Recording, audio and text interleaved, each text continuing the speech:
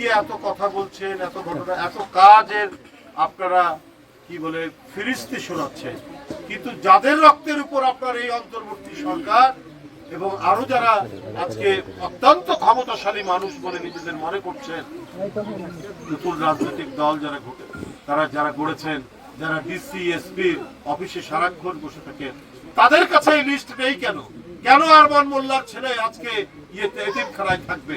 আজকে তো তাদেরকে সব দিক থেকে সরকার এবং রাষ্ট্রের দায়িত্ব ছিল এই পরিবারটির পাশে দাঁড়ানো, জীবন দিয়েছে। তার সন্তানরা আজকে এতিমখানায় চলে যাবে, এটা হতে পারে? বন্ধুরা, এই সংবাদটি শুনেই আমাদের নেতা, গণমানুষের নেতা তারেক রহমান আমাদের পাঠিয়েছেন। মকসুদুল মুমিন মিথুনের নেতৃত্বে আমরা সবাই এখানে উপস্থিত হয়েছি। তিনি বলেছেন যে এই পরিবারে তাদের লেখাপড়ার দায়িত্ব তিনি নিজেই এটা বহন করবেন।